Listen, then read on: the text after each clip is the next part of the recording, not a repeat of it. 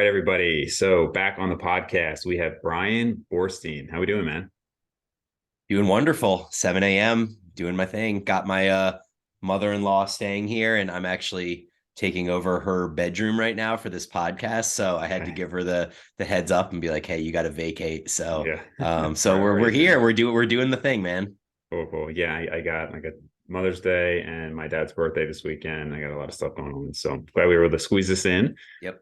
So we've been talking more recently about just health in general, right? As we get older, and Peter Attia has been a common point of conversation. So I think a lot of people who listen to this podcast probably know who Peter Attia is. So he's kind of been known as like this longevity doctor. But what I like about him is that he's not like you get some of these guys in this space who are like, oh, you can live to be 150, or like, we're gonna just solve the aging problem, or we're gonna solve cancer next month, or anything like that. And he seems, at least to me, pretty level-headed. Looking at the research like I've done in certain areas and looked into, it seems very in line with that. I don't see any of these like wild claims. How did you stumble across him? Was it through me mentioning it, or was it before that? Yeah, it was through you. And the way that I generally get into like new things or new podcasts in general is somebody recommends it, and then I go look through their long list of guests, Yeah. and I find one with somebody that I know. And in this case, it was Lane Norton talking about nutrition with him. And so I listened to that episode. And what I really liked was yeah, like kind of his level-headedness and his um really good interview style. Like he's just a good converser. I like the way that he takes complicated topics and he pulls them back so that people can understand them. Like things that I understood, I knew most people listening to the podcast probably did not, and he would pull that back. And then from there, I think the next one I listened to with him was actually Arthur Brooks on finding happiness. Hmm. And that episode was really special for me. I actually listened to it twice, and then I recommended that my wife listen to it, and I knew that that was going to be the buy-in that gets her into it too, because Hmm. it wasn't going to be the exercise. Like for me, it's the exercise and nutrition that gets me in for the most part, and then it's the other stuff that I really found I enjoy. But for her, I knew it was going to be the happiness and the emotional piece episode. And Sure. she said the same thing. She was like, he's so good at interviewing and like pulling it back, and like what an amazing conversation. And then since then, she started listening to some more of his stuff as well. And when I first got the book, she stole it from me and devoured the whole thing in under a week. So Yeah. so I just finished it as I mentioned to you or off air. Yeah, so people will probably see more of Peter Tia on different podcasts recently because he's usually not big on podcast appearances. We have several mutual contacts, but obviously when people put out a book, they tend to do their rounds on the podcast and everything. So he just came out with this book, Outlive. So we're going to really dive into that. But I think it goes to, I've always been involved in health and interested in health, but I think even more in recent years, and I think for you as well, like you kind of said the other day, that you're not as interested in putting on as much muscle as possible, in large part because we've both been doing this close to 20 years. And at some point, I mean, you just turned 40, right?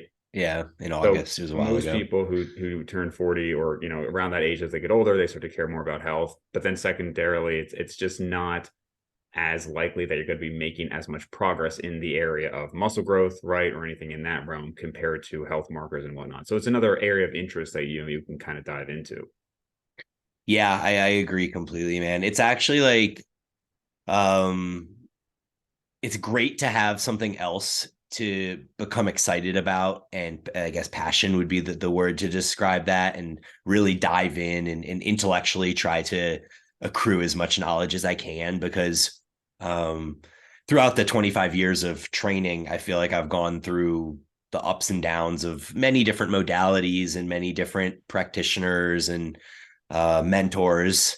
And I feel like, not to say that I know everything there is to know about hypertrophy by any means, but I think that my interest peak has already occurred, and that I'm sort of maybe on the downslope of my hypertrophy interest at this point. Yeah, yeah, for sure. So, and ironically, because of that, those are actually the podcasts that I almost skip over with Atia. I think it makes sense when those would be the ones that got you into it, right? But at least for me, having followed him for a while now, It's the ones of like Lane Norton or Stu Phillips or something like that that I actually Andy skip. Galpin. Andy Galpin was the other one I was Yeah. thinking of. And it's not because anything against these guys at all. Like I've had two of those guys on my podcast a couple times. It's more just that I'm not going to hear anything that I haven't heard a million times, right? Like, Stu Phillips is awesome, like really good professor and all that as well. But I don't need to hear that I need to eat more protein, right? But somebody who's new to that area, then it's great. So anyway, so we'll dive into it. But I think one of the things that would probably be the most interesting to people on the podcast initially is the exercise component of it, right? So it's still relevant to fitness, but it's a little bit of a different area. And that's something that you and I both talked about recently in terms of cardiovascular conditioning. Yeah. I posted my heart rate on my stories, it was like months ago, and some kid basically was like, oh, like cardio is overrated, and like, why would you want your heart rate to get high? Like it's just going to hypertrophy your heart. And he just said it's going to grow your heart. And I was like, what is that based on, that like cardio is going to be bad? Like there's essentially no evidence that, I mean, extreme levels, sure. Like, you do see cardiac dilation in like Tour de France athletes who probably have some other enhancements going on there that facilitate that. But you've been doing a lot more with, I think, zone 2 stuff, right? Which maybe we should define that first. Yeah, I actually find the exercise stuff to be the most interesting with Attia. I've ventured beyond the exercise stuff for sure into a lot of the other areas that I'm sure we'll discuss, but it's the cardiovascular specific exercise stuff that really got me, because throughout my history, as a young athlete playing basketball and then as a competitive CrossFitter after that, it's always my conditioning that has held me back from being excellent at these sports. And so, yeah, zone 2 has been a huge focus of mine. Attia has a 2 podcast episodes with a guy named Inigo San Milan, and he has a great name. Aside from his great name, he actually is a researcher at CU Anschutz, which is just down the street from me, maybe like 30 minutes away from where I am in Boulder. And so what we can get into that a little bit more and kind of his influence, but to kind of answer your question about defining zone 2, which happens to be Inigo's, main focus in regards to its prevention of metabolic disease and diabetes and things like that. Zone 2 is generally defined as a pace of exercise that you can repeat sustainably for 2 to 3 hours, but that you don't necessarily do that. You could do it for 2 to 3 hours, but you generally will do it for 45 to 75 minutes. Another kind of other variables or subjective variables that I would use to describe it would be that you can talk in 10 to 15 word sentences without having to gasp for air.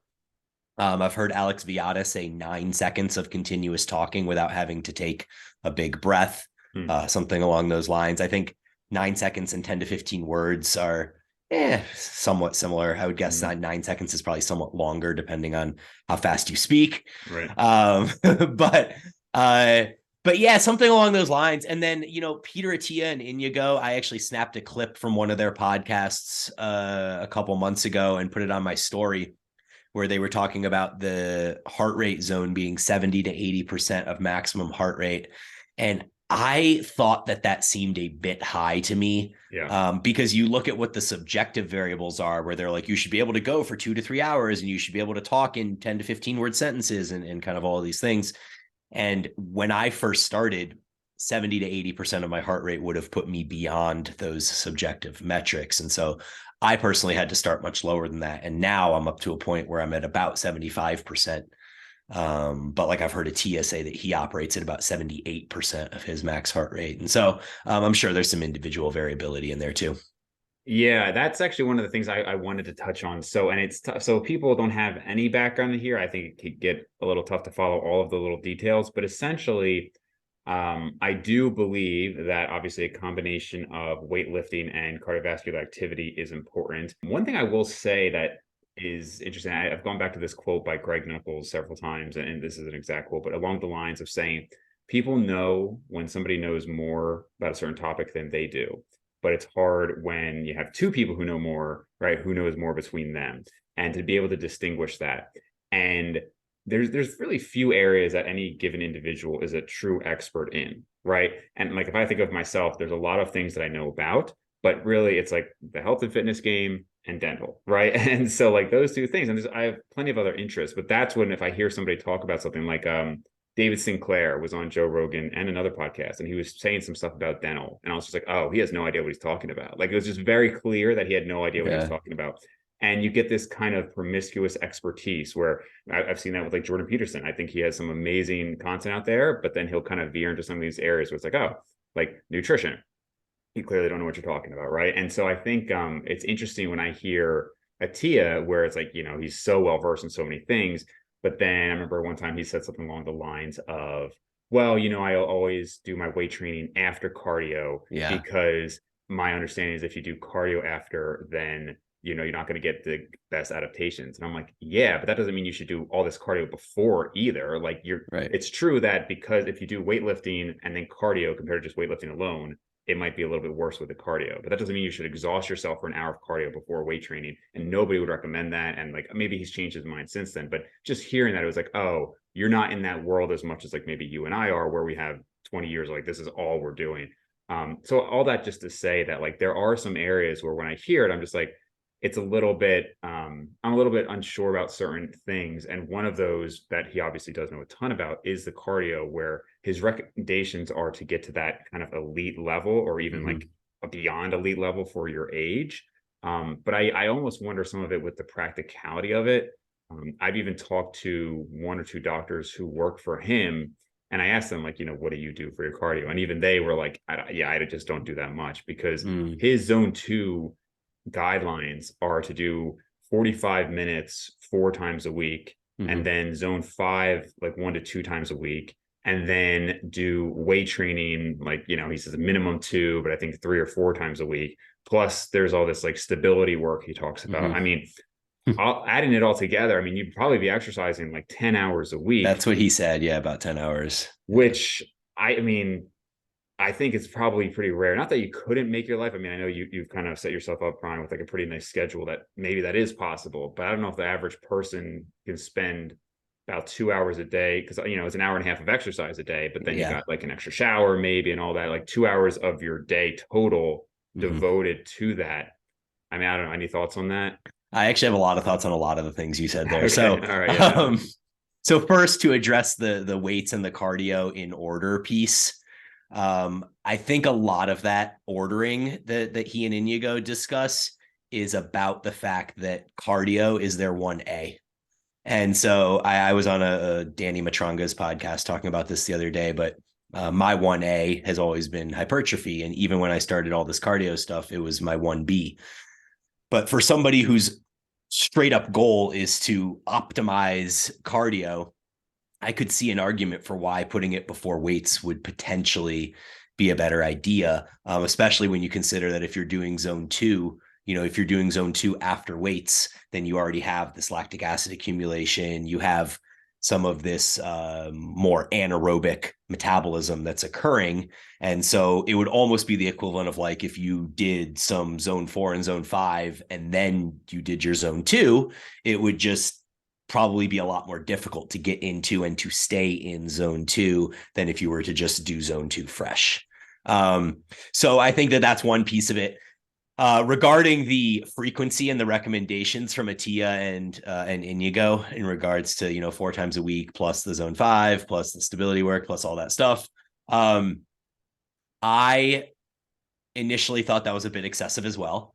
And so I began doing my cardio zone 2 stuff 2, possibly 3 times a week, and then adding 1 more high intensity zone 5 session. So I'd be doing cardio 3 to 4 times a week on top of weight training sessions.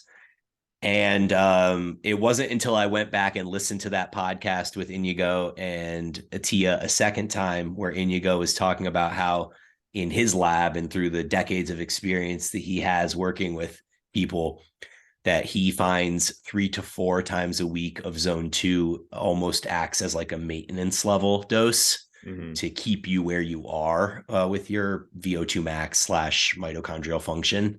And that he really doesn't begin to see significant changes in people until they're up at 5 or 6 times per week of zone 2. And so in the last 3 weeks, well, let me backtrack a second. for the first 6 months doing my cardio, I didn't notice tons of improvement aside from the first 3 to 6 weeks. Like, in cardio, you see those adaptations pretty quickly. Yeah. And then for me, they really did level off. Like I stopped seeing improvement for a number of months. So 3 weeks ago, after listening to that podcast a second time, I upped my zone 2 work to 5 to 6 times a week on top of adding one zone 5 session. Wow. And continuing to do my weights. And now I've seen improvement again. So it does seem as if those additional 2 zone 2 sessions have propelled me back into progression once again. And so I don't know if that's sustainable long term. Like, I don't know that I'm going to sit here and say that for the next 2 years, I'm going to be doing 6 zone 2 sessions, 1 zone 5 session, and 4 weight training sessions a week. But like you said, I have kind of curated my life in a way that has been conducive to at least allowing me to experiment with this at the moment. Yeah, no, and that's the thing. Like, I like that they still put out there what is ideal versus just what's practical. I mean, because sometimes I'll see that with some of these diets, and they'll say, well, we have the practical validity because some of these people in the study didn't follow it. But then if less people followed this harder diet, then that means in the real world it wouldn't work as well. And that's all well and good. But I still want to see, if we had people who stuck with it, what would it actually have been? And same thing here. Like, we can say for most people, it's probably not practical. Like, I don't see most people who have, 2 full-time jobs as a couple and multiple kids and all this stuff. I just don't see them dedicating 2 hours a day to exercise. Right. But that doesn't mean that we should say that that's not ideal. I mean, I probably would, like, if I was retired, or if I just had all the time in the world, I probably would start most of my days with, close to 2 hours of doing different things. But I just think, in general, it's probably a lot for most people. I know for me, for the last, I don't know, many years, I've done 3 to 4 weight training sessions per week, and then 2 sessions of cardio. And those 2 sessions of cardio are often tacked on to the weight training sessions afterwards, not before. Yeah. So, and they're not terribly long too. Like, you and I talked about how boring zone 2 can be. So you can put a podcast on or something, but it is quite boring. And I did want to talk about the percentages you said too, because to me, so my max heart rate would be, I think when I did the VO2 Max, I saw 192. So if you talk about 70 to 85% of that, 70 to 80. Yeah. So, what is it? I thought you said I heard 70 to 80 is what Attia and Inigo said, and then Attia said he was hanging out at about 78%. Yeah, and in his book, I'm almost sure he says 70 to 85%, depending on somebody's condition and whatnot. I cannot imagine maintaining that for an hour plus and not just being completely dead. Which something that's very interesting. We talked about rucking a little bit. So for people who don't know, rucking is basically where you're walking with a weighted backpack or rucksack or something. And I've only done it maybe 10 times. And whereas with most of these cardio recommendations, I think it sounds way too much or way too high, and there's no way. With rucking, I feel the opposite. He's talked about how sometimes walking up hills with a rucksack of so you want to use a quarter to a third of your body weight is what he recommends. And he says that some people are shocked by how hard it is. And if he's going up hills, he can get up to the zone 5, which I'm like, dude, zone 5 is all out. There's no way I'm going to walk with any amount of weight and be at zone 5. And so last week, actually, what was it? I did 45 pounds. So that would be on the lower end of his recommendations. Yeah. But I did 45 pounds. I walked for an hour up all these hills and everything that I have around here. My heart rate never got above 125. Mm-hmm. So I was barely zone 2 for most of that. Most of that walk, I was about 110 when I was going either down the hill or flat. And if I had a long stretch up a hill, I was getting to again, 125. So have you experienced that with the rucking? Yeah, so I've actually only done it once. I bought the pack and all the equipment, and I thought I was going to do it all the time. Mm-hmm. And then I think I was just disappointed with how hard it was to get my heart rate up. So I put, again, the first time I put 45 pounds in there. I have 65 pounds total available, but I put 45 pounds in there, and I went for a 2-mile walk, and it was flat. But my idea was that I would walk as fast as I could with the load and see what I could get my heart rate up to. And just like you, it never went above 110. That was the peak on flat ground. Yeah. A couple days later, I went hiking with my wife, and we did not use our ruck packs, but I did get my heart rate up into the 120s on the steeper portions of the climb, and that was Yeah. without weight. So my guess would be that if I were to ruck and do hills, that I could get that heart rate up into zone 3, zone 4. I don't see that being like completely unreasonable. Yeah. Yeah. But it becomes almost like a form of resistance training at that point. So there's like a decent amount of fatigue accumulated and stuff like that. And so when it comes to rucking, I think you really have to look at the hierarchy of your goals, and like if weight training and hypertrophy and or strength are still like up there on the totem pole. I kind of feel like putting 45 to 65 pounds on your back and climbing hills is like going to end up being a leg workout. Yeah. So My yeah, legs and my thighs, glutes, calves, everything the next day were very sore in a way they haven't been in a long time. So I'll give it that. But and again, this isn't so Peter Attia cardiovascularly would walk circles around me or run circles around me, for sure. My VO2 max is not super high. Both of us have talked about ours is like in like the mid 40s. And neither of us have probably done a sufficient amount of activity to increase it. I mean, if I look at even what I did when I was like, okay, I want to run a 6-minute mile, I was doing cardio like once or twice a week to do that. Like I've never really pushed it to be, okay, I'm really going to try to increase as much as possible. And I do want to get into his VO2 max training recommendations at some point. But with the rucking, so it's not like me saying, oh, well, I'm just so fit, it wasn't difficult. I just feel like the more weight you have on, the slower you're ultimately going to go. Right. So essentially, I just feel like the more weight you have on, ultimately, the slower you're going to go. Like I've noticed that even doing it inside on my own stairs, I had to go, I was going straight up, down, up, down. So there's no flat. It's just literally me going up and down the stairs. And me sprinting up and down the stairs is the fastest way for me to get to a high heart rate. Like that will kill me. Like I think probably the hardest machine I can use is the Stairmaster, just on like the max speed, just going. So incline has always killed me. And I think what you said, if you had weight and the incline, it would probably get you up there. But I don't know. It's just, to me, I have to be doing some sort of sprinting motion. So it wasn't as hard. But as a zone 2, I did really enjoy it. But I think you do have to factor in that the weight, adds like a resistance training component for sure. Yeah, there seems to be something, at least according to these guys, Tia and Inigo, that zone 2 needs to be like a consistent, rep cadence over and over, and you don't really deviate from that like tight heart rate zone. Mm-hmm. And so I don't consider rucking to be like a great option for zone 2 work, just because it's inevitably going to have some up and down and some kind of variability in where your heart rate is. So yeah, I've just found, at least in the one time I rucked, and then from what I've seen from other people that have done it and their experiences, it just seems like it's a cool tool, and maybe one that builds more like mental resilience, more so than like a tool specifically to work on zone 2 conditioning. Yeah. I plan to keep doing it because I enjoy it. But the reason I enjoy it is because it's more like resistance training. Anything I can do that takes me away from cardio. So I like sprints because it's almost like doing a set, right? I like the rucking because it's more just like resistance training. Anything like that I prefer. And I think, I enjoy hiking, so it's kind of like preparatory for that too. But yeah, like you said, it's not something that I would just do all the time. And then the only other thing I want to get into with the cardio is his zone 5 recommendations. And this whole, if you just listen to this part of it, it's going to sound like all these criticisms about it. And it's more just in this particular area. It's more something I would just love to have an in-person discussion with him about, to see, are we just thinking of things differently? Because again, I do recommend his podcast. I recommend his book. I think he's a really good resource for many people. But this zone 5 thing, since I first heard it like 2 years ago, I've just kind of questioned it. So his recommendation and what he says is the best way to increase your VO2 max is with the zone 5 training.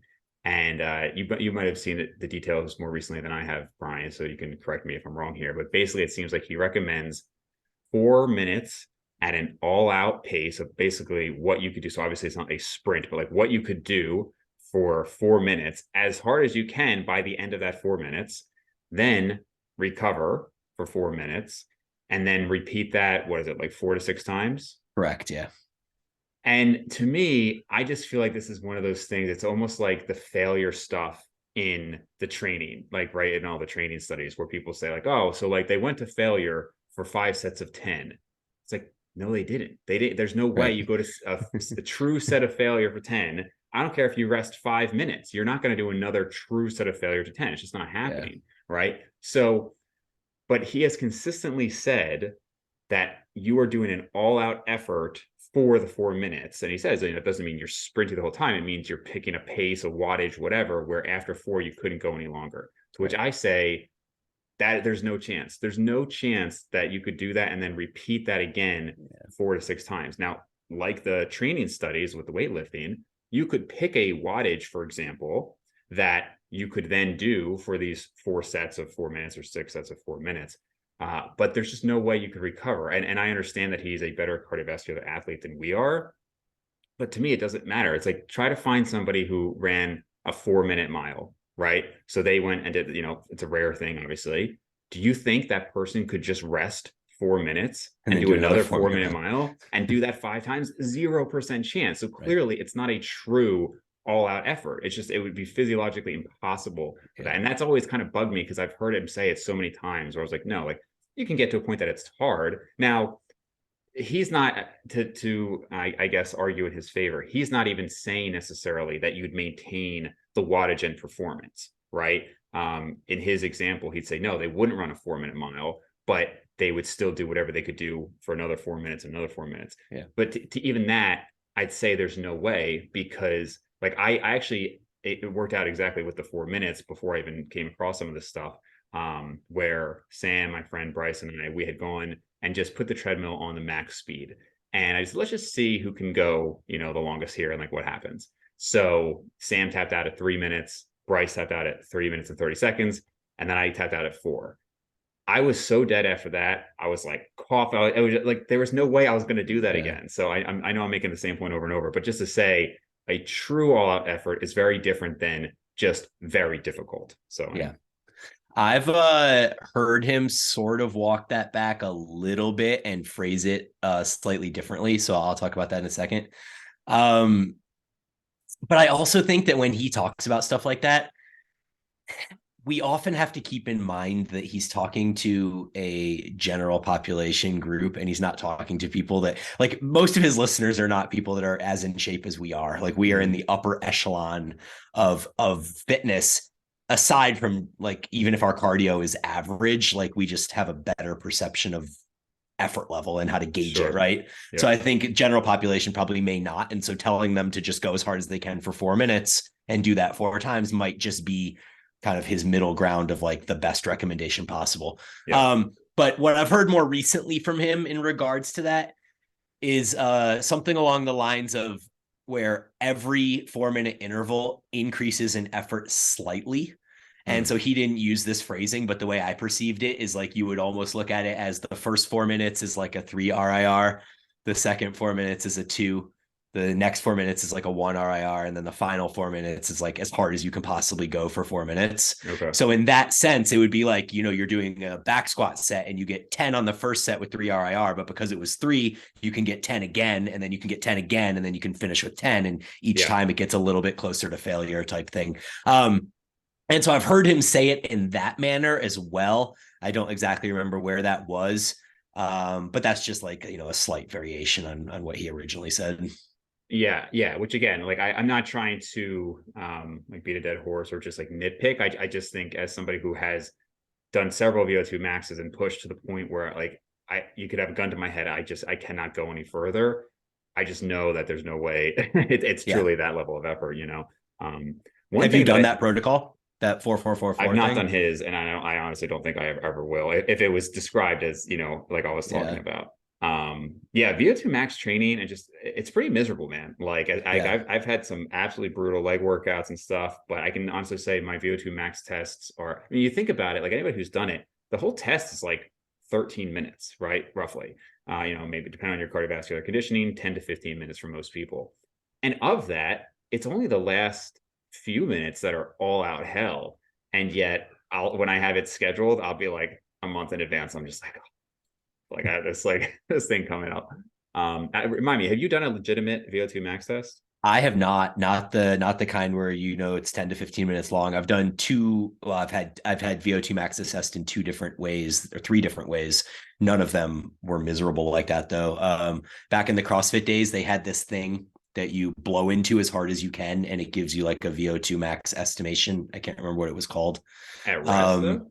what? At At rest? rest. Yeah, at rest.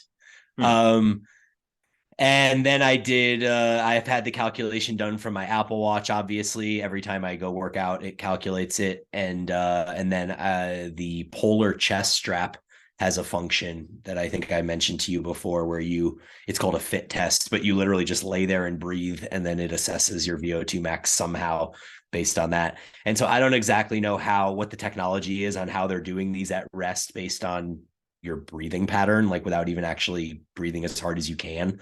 Um, Yeah, but I haven't looked into how they do that. It's hard to imagine it would be terribly well, accurate. so the VO2 max on the Apple Watch has been extremely consistent since I've had the watch for 2 years. It's been anywhere between 39 and 45, Okay. based on, where I am in my periodization of training. And then the one that I did during the CrossFit days, where I just blew into it as hard as I could, put me at a 43. And so that's like kind of right in that range too.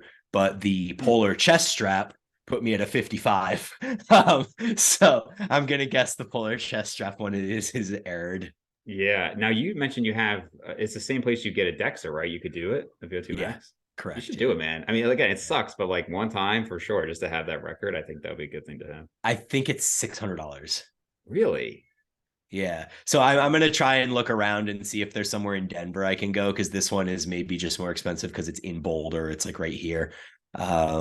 But yeah, I'm going to do one at some point. I'm really just uber disappointed that Inigo's lab got closed down, because apparently up until before COVID, you could go in there and pay $500 and he'd do a full like VO2 max mitochondrial function assessment on you. And then he would write you a Nice. personalized cardio program Oh, based on wow. your results, all for $500. And I was like, man, that would be so dope. But I contacted him and he said they took away his funding and he can no longer do it.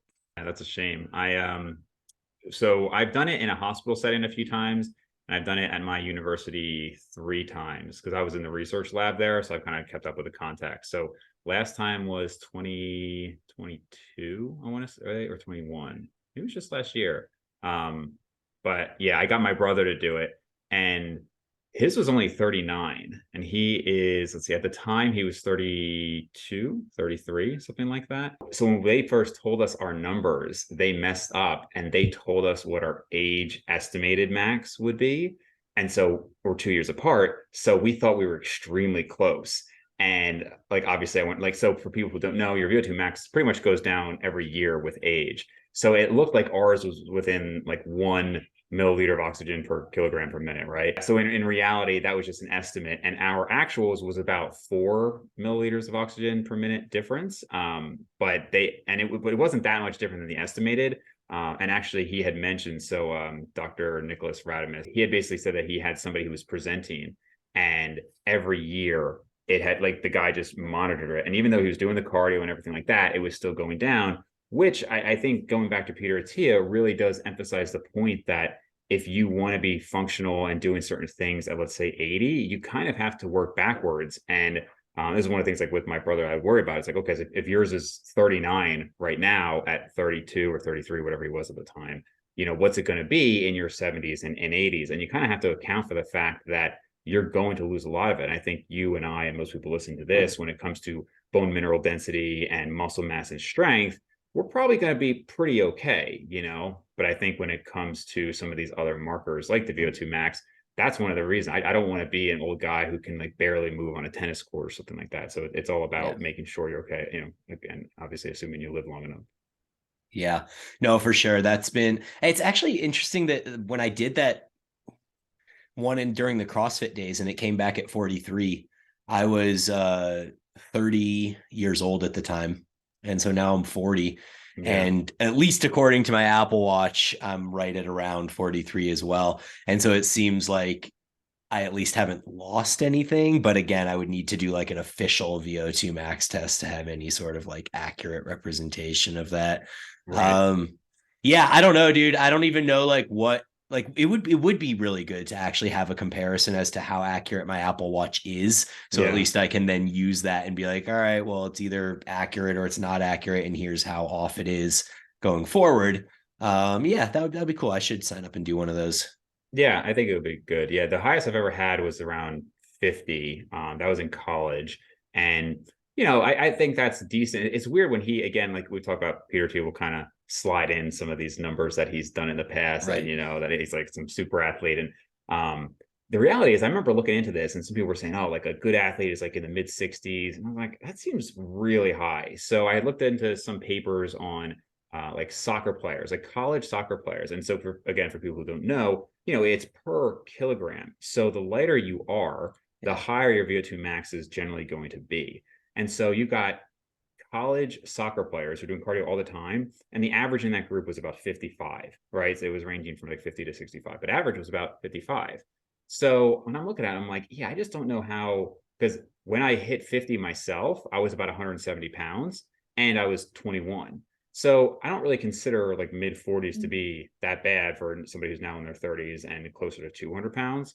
But I would really like to keep it above 40 as long as possible, because you can Yeah. kind of look at these charts and see like, okay, if you want to be able to do X activity, that Yeah. requires a VO2 max of roughly this amount, Yeah.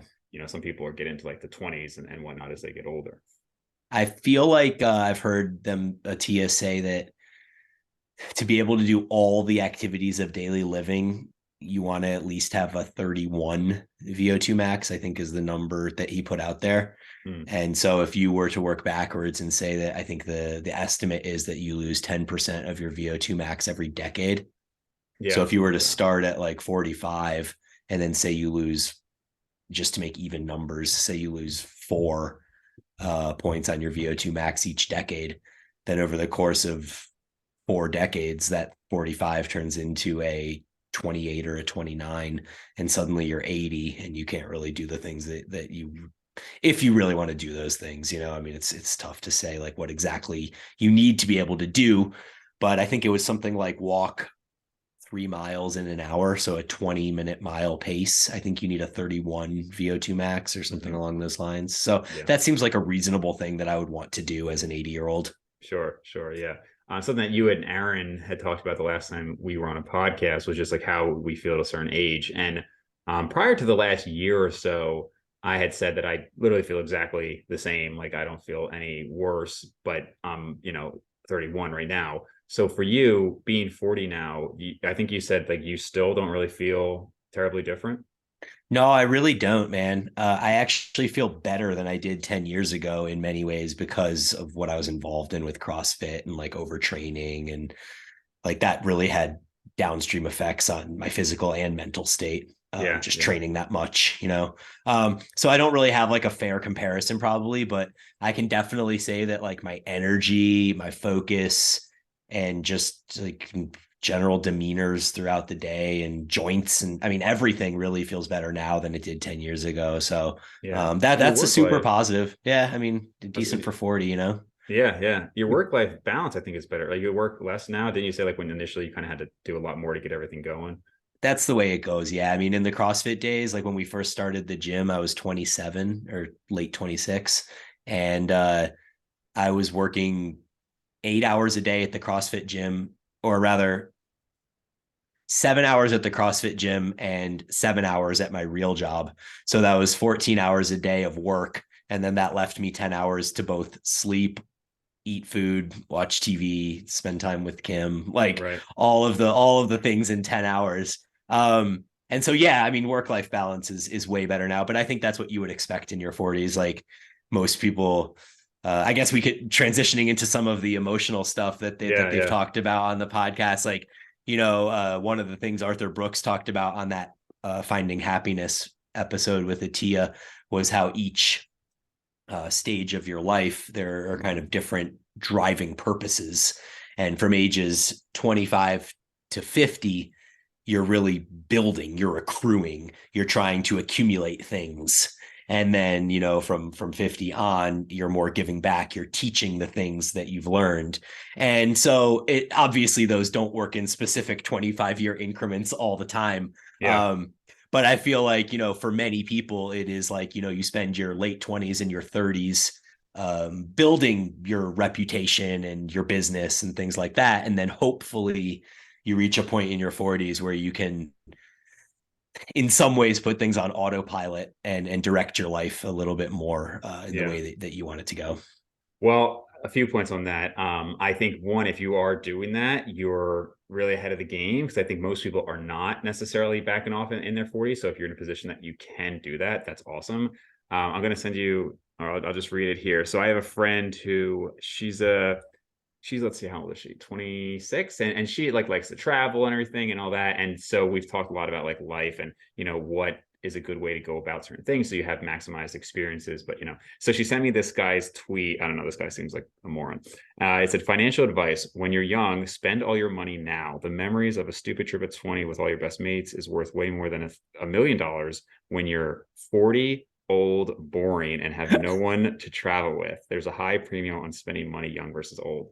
And and she's like, yeah, what are your thoughts? And I was like, I think he's an idiot. And to be clear, I actually push back. Like my dad, for instance, would be somebody who's like, oh, you're gonna do all this and everything. And I feel like it's too focused on retirement. That may never come, right? Right. I work. So one of the nice things about my career is I work with people from, basically 1 year old to 100. And you see that there's a pretty sharp decline, and you see the changes throughout age and everything. And I can't tell you how many people I know who are close to retirement. Either they die before retirement age. I've had a number of patients die in like their 50s, which is obviously super unfortunate. Or they get to retirement age and they just can't do anything. So I, more than I think a lot of the traditional maybe like baby boomers, actually do think work-life balance is more important. I definitely don't plan to be grinding like I am now until I'm 60 and all that stuff. So I think the young experiences are great. I've been trying to get some of my friends to do more activities and everything, and a lot of them are just working more. With that said, the fact that this guy, who I assume is in his young 20s, is saying to spend all your money in your 20s is so idiotic, and just it's you're just completely missing a lot of opportunities for growth. I agree with the general point that you should, again, try to have these trips, but you can do both. Like I see some people where it's like, it's got to be all or none. It's like, you should be able to have a job and still have a social life, still have hobbies. Like you can do all these things. And just the fact that like when you're old, 40, boring, and have nobody to travel with, like, again, like, what do you think 40 is? Now I get it. Like when you're in your low 20s, you do think of 40 as quite old, but if you're active like you are, I mean, that's totally ridiculous. Yeah, I mean, when I was 18 or 20, I certainly thought 40 was old too. Like I even remember telling my mom, I was like, when I was 15, maybe, I told her, I was like, when I'm 40, I think I should probably just die. Like there's just no point, being that old. And my mom's like, over 40 at the point at that time. And she's like, it's not that old, honey. But I think that, I agree that you should experience and you should travel when you're young, but that doesn't have to be an expensive endeavor. I went and spent 3 months in Costa Rica when I was 20, 21 years old.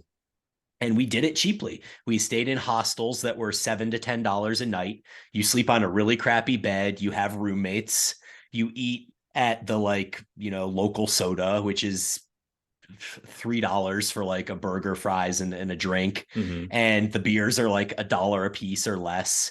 And like you just I remember telling people at that point that I was living like a king in Costa Rica on under $50 a day. That was always my statement. I'd be like, you guys got to come here, under $50 a day. You can do this, And like, if I were to go travel and spend 3 months in Costa Rica now, there would be no way I would be living in those same conditions. I wouldn't be hosteling for $7 a night, living with like a bunch of 20-year-olds. And so it's just a different experience. But like, absolutely. I mean, the idea of not having someone to travel with because you're old at 40 is just completely asinine. And like my wife and I have a lot of plans of things that we want to do once we're either A, financially free, or B, retired with kids in college and stuff like that. And so plenty of plans for the future. And I think that's actually one of the ways that you can kind of tell that somebody isn't old, is that they are talking about the future. When you get to a point in your life where you're talking about your past more than you're talking about your future, then you've kind of reached a point where maybe you are in fact old.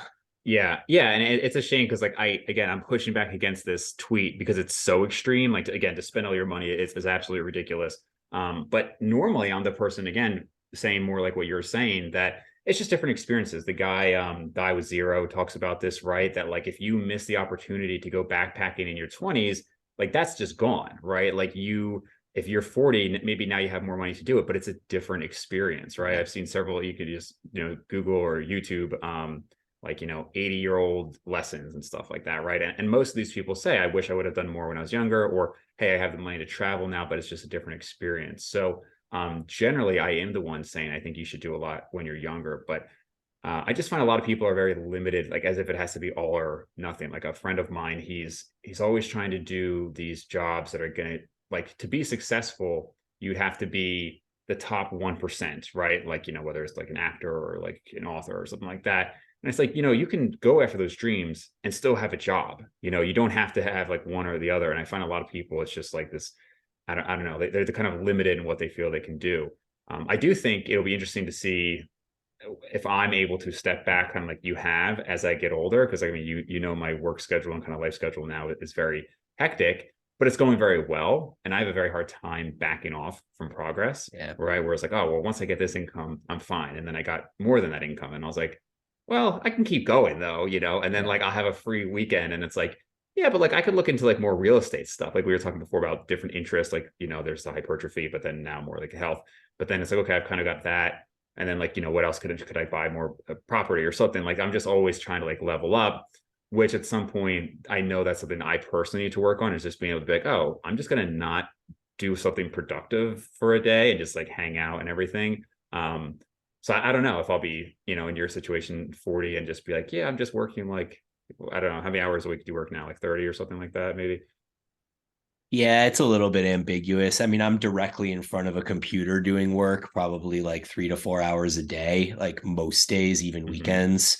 But then like, I have to monitor Facebook groups and answer emails from my phone. Right. And so like in some ways I'm working like 14 hours a day. And in some ways I'm working 3 hours a day. It's somewhere in the middle. Yeah. When you have your own business, especially in the fitness world, it is kind of ambiguous as to how much is quote unquote work. Right. So, yeah. But I mean, I can do it from anywhere, and I can make my own schedule. So like I can easily fit in, like what my normal day is, I'll lift in the morning if it's a day I lift from 8:30 to 10 or whatever. And then I'll go hammer the computer for 3 or 4 hours. And then by 2 p.m., I'll usually go out and do my zone 2 work, and then, pick the kids up from school and hang out with them while checking Facebook on my phone. So yeah, it's a pretty good balance. And the majority of my actual like focused work takes place between 10 and 2.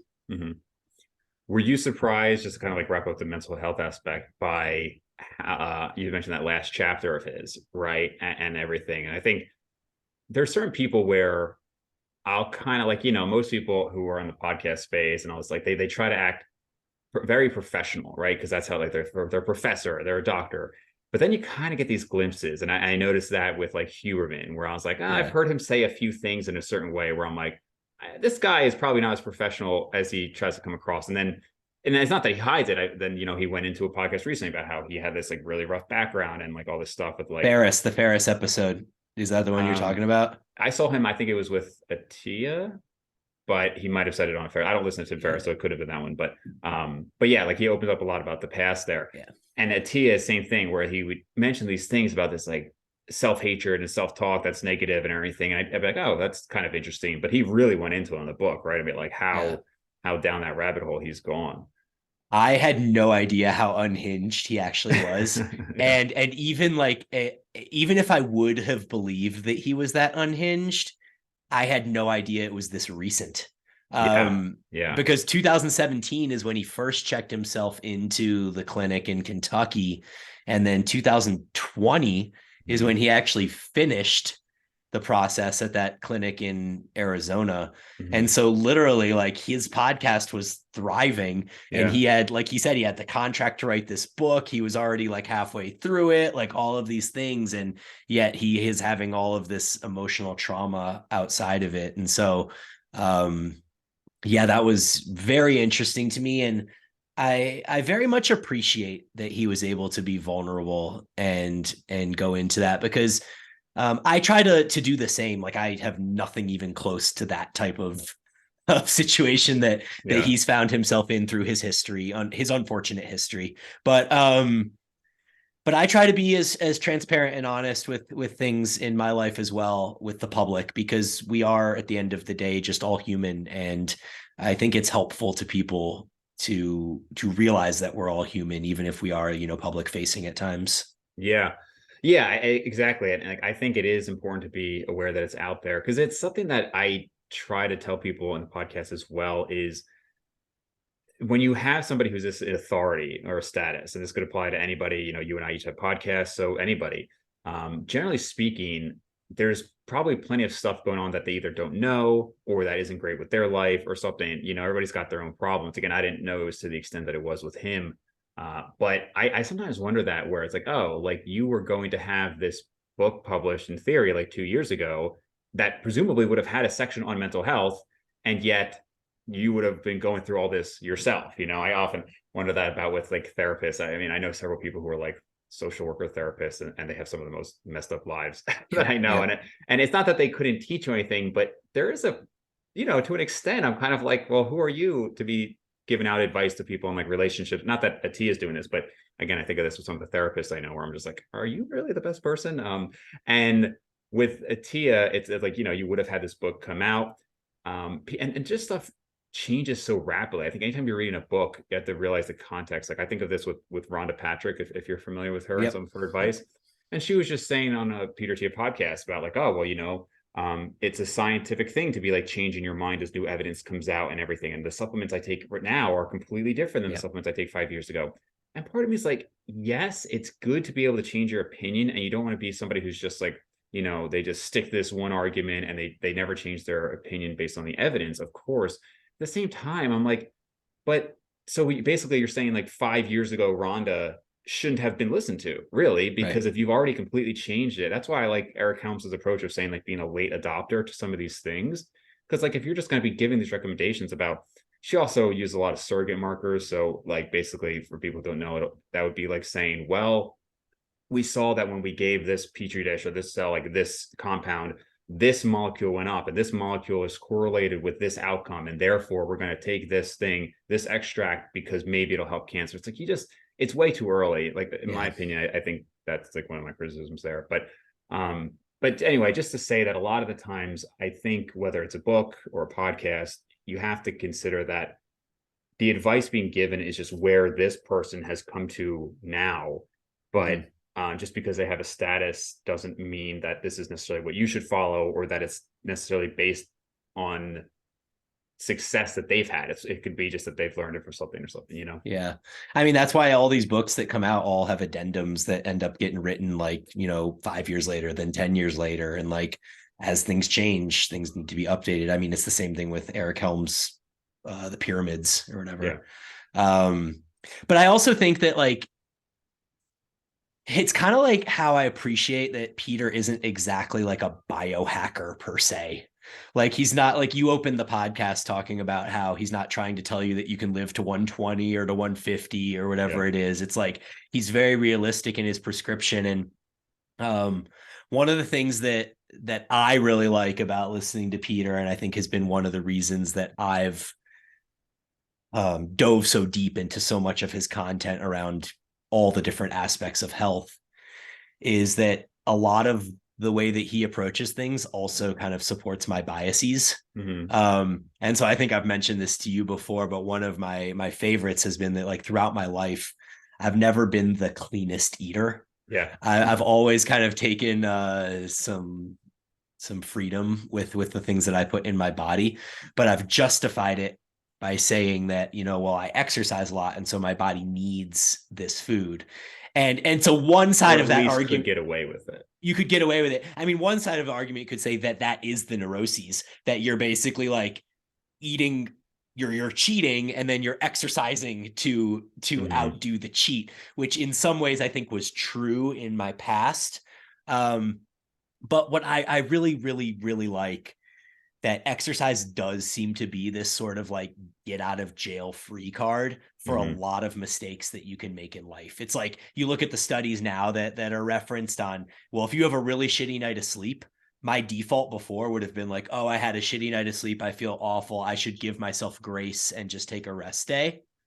But you look at what, glucose numbers look like on across studies when you have poor sleep, and they're awful. Like glucose goes up 10 points or something just by having poor sleep. Yeah. But apparently you can exercise even though you're sleep depleted, and suddenly everything kind of normalizes again. Right. And so that can kind of be extrapolated out to a lot of things with nutrition or subpar aspects of your lifestyle that seem to be benefited just by the fact that you're doing various forms of exercise across the day. Yeah, I think it allows you to get away with a lot, right? I mean, there's always stories of like athletes who just eat a ton of quote unquote junk, and then like their blood markers are fine and everything's pretty healthy because of that.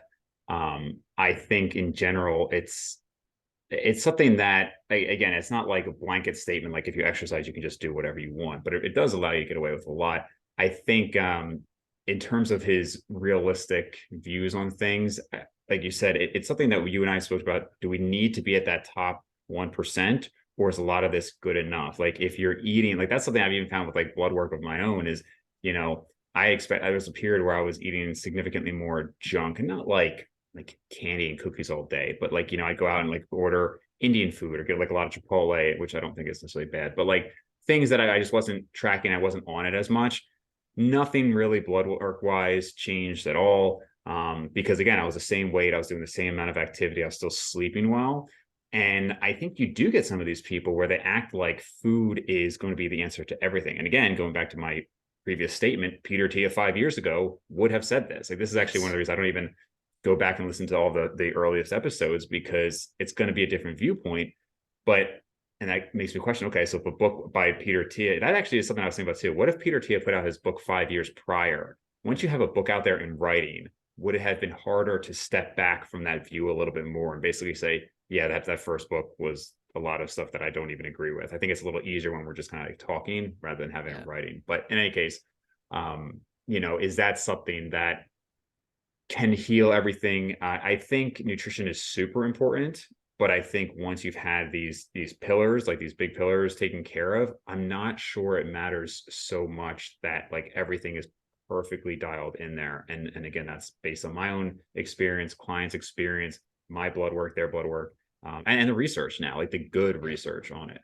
Yeah, I agree, man. I haven't seen any changes at all really across a decade of doing blood work between periods when dieting and eating almost entirely clean food with lots of fruits and vegetables, or periods where I'm bulking and taking a lot of freedom with the quality of the calories that I put in my body. It really doesn't seem to move the needle a whole ton. And in some ways, it actually seems like reverse T3 and like other stress, like signs of oxidative stress, seem to be worse when I'm eating better. And that's probably a result of energy balance more than it is a result of quality of food. Yeah. But like, that is interesting though, that energy balance seems to play such an important role in the way that your blood work comes across, almost even more so than quality of food at some level. Definitely more than quality of food in my experience. I mean, again, we're not, I'm sure if you go to the extremes, like I ate no protein and like all high fructose corn syrup, like obviously, but if we're talking about like similar macronutrients and everything like that, I think it's extremely similar. And speaking about the importance of energy balance, again, this isn't to like knock these people, but as people like you and I who are so in like the fitness world, two things that I've found, I don't know, questionable or just surprising. Peter had put out I think it was a podcast and a post on these GLP-1 agonists. And what they do is essentially is blunt hunger. One of the side effects because of that is nausea. And the post was basically to say, oh, but look, yes, they lost all this weight, but they also lost all this lean body mass. So it's not like this panacea. It's not for everybody. And my immediate thought that I saw other people say too is like, well, yeah, that's going to happen to anybody who's in a big deficit like that and isn't working out. Like, of course, like you could just have somebody on the perfect diet and they're going to lose a lot of lean body mass if they're not training at all. Let's see the study on the GLP-1 agonist who is also weight training. Would it be any worse? Like, I don't see any, I mean, I could be wrong, but I don't know if there's any reason that it would be inherently catabolic more than just a deficit. But that's something maybe you and I would think of. But sometimes some of the practitioners I think wouldn't, because they just look at this like one aspect. Yeah. And I found this with protein too. I mean, Peter has said, if you're intermittent fasting, you're basically almost guaranteed to miss your protein target, which was a shocking statement. As somebody who's done intermittent fasting since 2011, I can easily get in 200 grams of protein in a day doing so. And Rhonda Patrick was just saying on their recent podcast, like, oh, like I could never get 1 gram per pound of body weight. Like that's so much. I'm just like, what? Again, it's just you and I have been doing this since we were like teenagers. So it's hard to relate to that. When I hear people say they can't get 130 grams of protein a day, I'm just like, that's just mind blowing. Like yesterday, I wasn't even thinking about it. I was just eating what I wanted. I had 250 grams of protein. So. Yeah. Well, we naturally probably lean towards foods that are higher in protein. But this is actually another avenue in which Peter Attia's philosophy on things kind of supports my biases. And so like you hear a lot of people in the vegetarian or in the longevity community talk about how spiking mTOR is going to basically lead to early death. Mm-hmm. And then you hear Peter address that. And it's exactly as I've always, and you have always perceived it, which is that you need to have a certain level of strength and muscle mass to ensure that you don't become frail in old age. And that when you kind of make sense of the studies of, okay, you have these studies that are looking at decreasing mTOR as much as possible so that you live long. Okay, great. But then you have to middle that with the fact that these people have such little muscle mass and such little strength that they're A, not able to live a quality of life as they get older, and B, they're susceptible to falls and other things that could more early end life. Totally. Yeah. And again, I know I'm kind of pointing out a few of these things that I disagree with, but on the whole, I very much agree with his points and stuff like that, where like, yeah, like you're definitely going to be outweighing it. I mean, to think that, I mean, if you're trying to minimize mTOR, you're basically saying, okay, don't eat much protein, don't exercise, and just be this frail older person. Like, obviously that's not going to be the answer. So, well, because it worked in monkeys, right? Because like, I mean, that's yeah. So, I wish there were more quality study in monkey. I know that even with monkeys, it's harder to get it approved these days. But I feel like some of these questions would be very good to have answered. And, there's really like a few key ones that we hear reference back to. I don't know if there was one that he said is underway now. I'm blanking on the exact details of it, but sometimes you wonder, like, there's so much money into research, but I guess there's just not as much funding for longevity research. Yeah, I mean, you'd think there'd be a lot more than there would be for hypertrophy, though. Right, yeah. So that was like, I think primarily what we were going to discuss in terms of the health and exercise, because I think that part is really relevant to almost everybody listening here. I mean, if you look at my YouTube stats, I mean, I have people from like 15 to like, middle age and even older.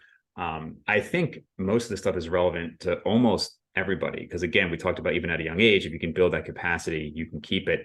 And I do think there are just certain levels that you will never be able to attain unless you start early. Like, obviously you have pretty above average capacity to build muscle, Bryan, but if you didn't start until like 35, like you at 45 would never be as far as, you got. You might still be impressive, but there is something to be said. And I think that probably goes for cardiovascular conditioning, like if you were really cardiovascularly fit throughout your 20s and everything and maintain that, I don't think if you started at 38, you could ever get to the same level by 45.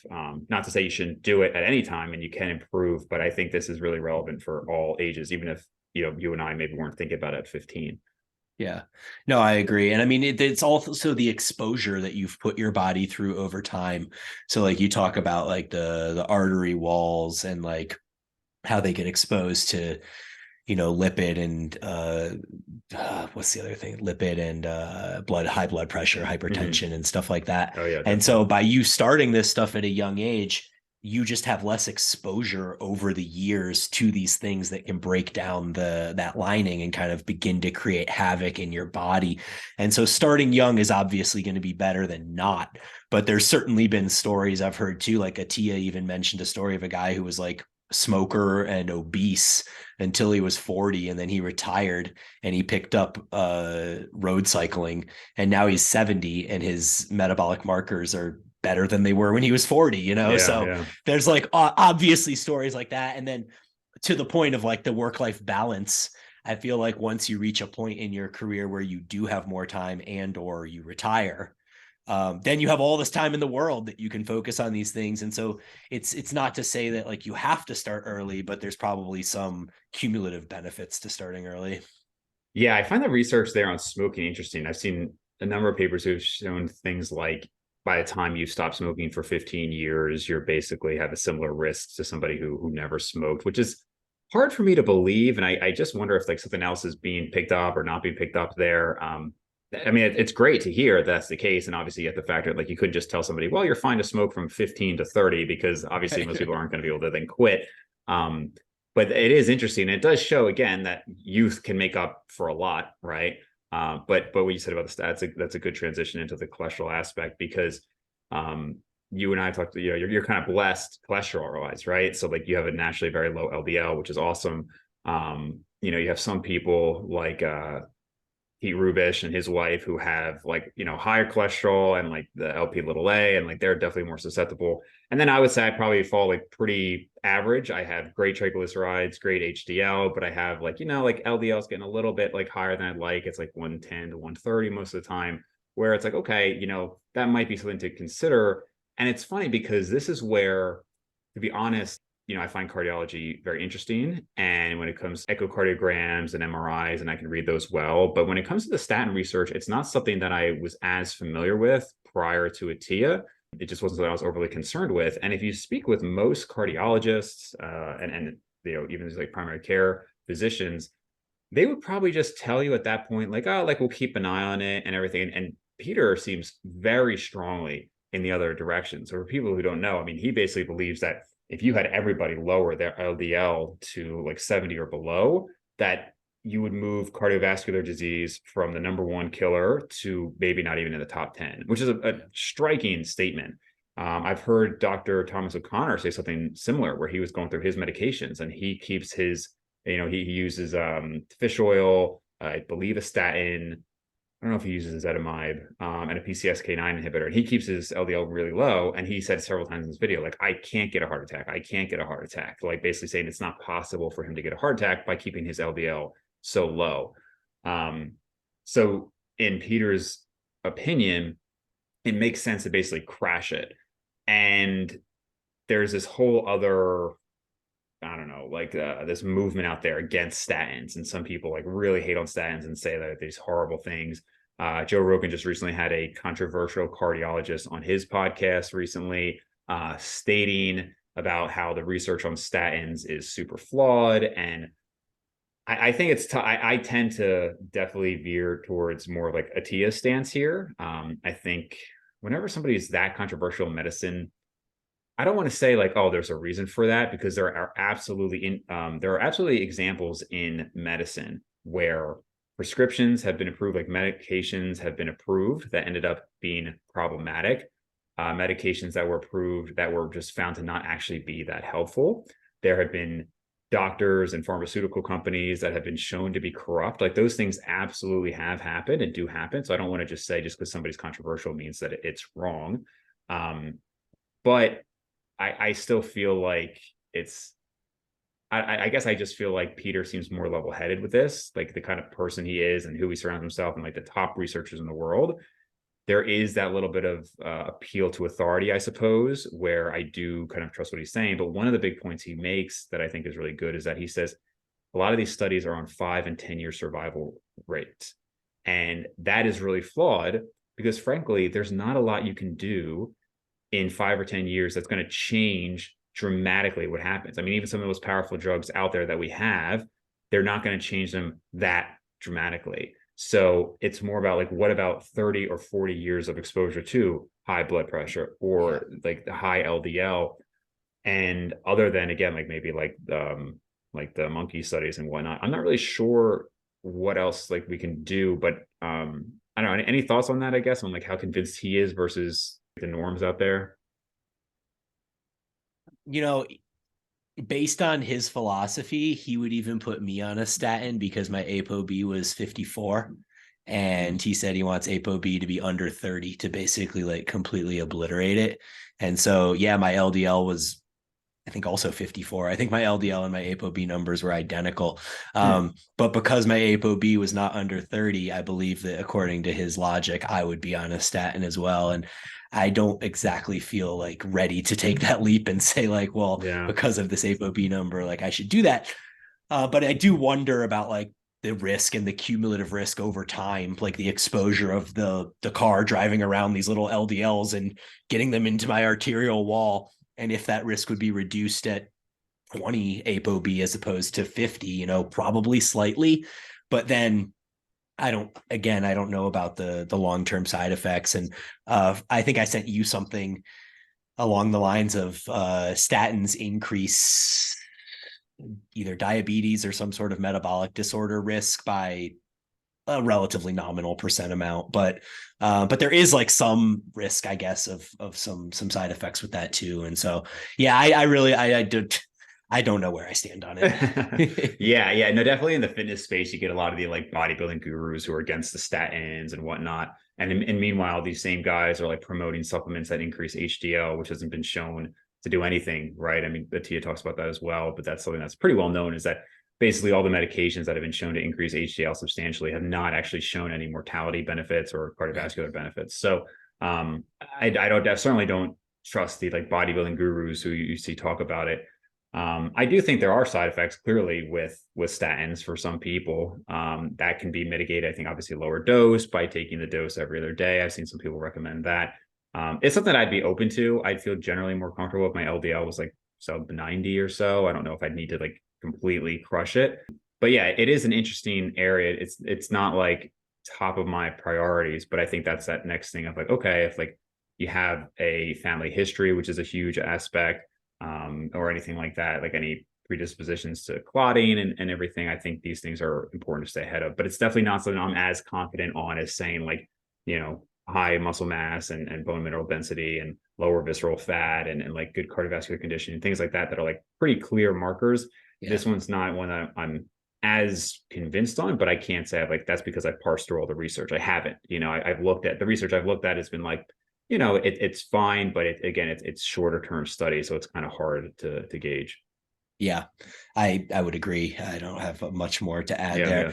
I would just say that like I think the fact that Peter Attia's general approach is the idea of prevention over treatment is something that really grabbed me initially when I started getting into his stuff, because when treatment is the first thing, you know, as he calls medicine 2.0, is the first action is to treat. That just kind of rubs me the wrong way. And I feel like, you know, as a society, we would all be benefited by working on these models of prevention and lifestyle and things like that, instead of waiting until we need to be treated. Yeah, for sure. So just a general recommendation. I do like Peter's work. His book Outlive, I thought was quite good, and I do recommend it as well. And then I guess as far as like for you and me, like going forward, I'm just interested to hear what your plans are health wise. If you just plan to keep doing the zone 2 amount you're doing, or are you implementing anything else new? Yeah, I'm actually considering switching my 1A and my 1B for a short period of time. Okay. I haven't officially made this decision, and for many of the reasons that you and I have discussed privately about how I have this program on an app and people follow me for like, you know, hypertrophy optimization and stuff like that. Yeah. I've been a bit tentative to do that, but I think that where my soul is guiding me right now is that I would like to prioritize a little bit more of the cardio stuff and see if I can improve my VO2 max and see some improvement across different blood markers and stuff like that through, because I have like some small things that are elevated that are in range, but that I wish would not be quite as high as they are. Like liver and kidney enzymes specifically. I knew you were going to say liver. Don't worry about the liver enzymes, man.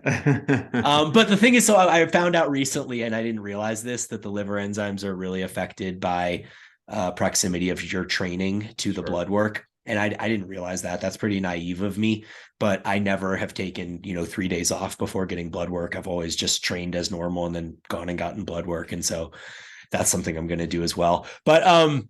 But yeah, I mean, I've really just enjoyed the cardio process, and not just for what I think it's doing for my like physical health, but it's really helped my like mental state and provided me just better focus, more energy throughout the day.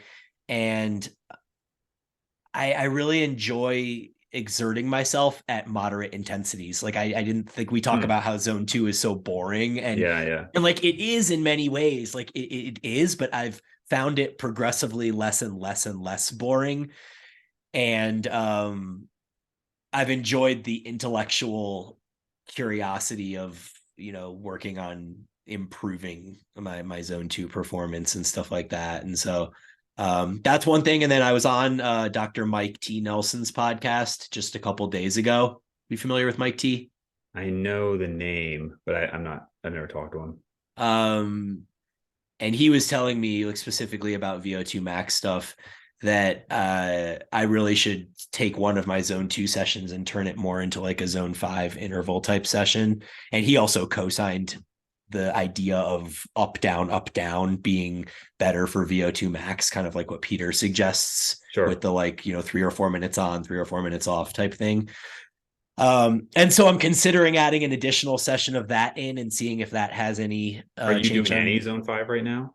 I am, but I'm doing it in a manner that is much more conducive to the way that I prefer to train, which is essentially doing zone 5 like I weightlift, where I'm basically going hard for 30 to 60 seconds and then resting for Same. 3 minutes and then 30 to 60 seconds rest for 3 minutes. And that is much more enjoyable for me because I enjoy exerting myself, but I don't enjoy holding that exertion level super high. Ugh. Um, so something I need to actually do if I want to see these improvements in VO2 max is probably going to be to sustain that like 90% of VO2 max amount, which I think is the general target, take 90% of VO2 max and sustain that for 3 or 4 minutes. Yeah. Um, and so that's just awful. Like you and I discussed, like it's just really painful and it hurts and it's not fun. But if I'm going to make this switch and really, go all in on cardio, I think that that's something I should at least experiment with. Yeah, yeah. Like I agree that that is the best, and that has been shown to be the best in the research to increase VO2 max. It's just I do my intervals like you. I'll do 30 seconds. I don't rest 3 minutes. I'll do 30 and 30. Mm. So 30 seconds on, 30 seconds off, or 60 seconds on, 60 seconds off, depending on the modality. But yeah, man, like it's just so miserable. I mean, like one single 4 minute all out sucks. I mean, it just sucks. I almost wonder how much like Alberto Nunez and I talked about this a little bit too of like I think some people just feel things differently. And so like you have two people who maybe something is a 7 out of 10 pain and they mentally handle that differently. But then other people could have the same stimulus, and for one, it's just like a 7, and one is it's like a 4 out of 10. And I just wonder, like some of these cardiovascular athletes, how much of it is that they just have like the mental grit to just push through it, and how much is it like it actually just doesn't suck as much for them. Right. Because it just, yeah, like that to me, just saying I'm gonna like go all out 4 minutes and then I'm gonna do that again like 5 more times is like I don't think I could commit to that more than once a week. Yeah. And that is what he says, like, once or twice a week. But even the zone 2, I think trying to find stuff like I'm thinking about getting like the bike I have now. It's actually been a really great. I got this when I was like in dental school, so it was $300 on Walmart. One of the best purchases I've ever had. It still runs exactly the same. I use it a few times a week. Really good purchase, but I am considering getting a higher end bike that has the wattage on it, just Mm-hmm. because now that like we're talking about it, I have several friends who have a Peloton, so like we talk about the watts there. So it's kind of interesting to be able to see it for comparison's sake. But just I wish that there were more sports I could do with people locally to do zone 2. I visited a friend recently. I haven't played racquetball in 6 years, and we played 2 days in a row, and it was so much more fun. Like the time just flew by. It was like 50 minutes of zone 2. I didn't even think about it. And it was great. And like same thing with tennis. Yeah. Swimming's okay, but just stuff that like I wish I could do more with people, but it's hard to coordinate that, and usually is more time involved. Yeah. No, I mean, I would almost always rather play sports too. I think that if I'm going to be completely honest about it, though, like based on what Atia and Inigo say, with keeping your heart rate in that like really tight 10 beats per minute zone, Hmm. that's been even more challenging because doing things like tennis or racquetball or basketball or any of these things, it's like, it's very much this. Like you may average zone 2 over the course of an hour. You're like, oh, my average heart rate was 136 or whatever it Hmm. is. But it's a series of zone 5, 4, 3, 2, 1s, just all kind of hodgepodge together.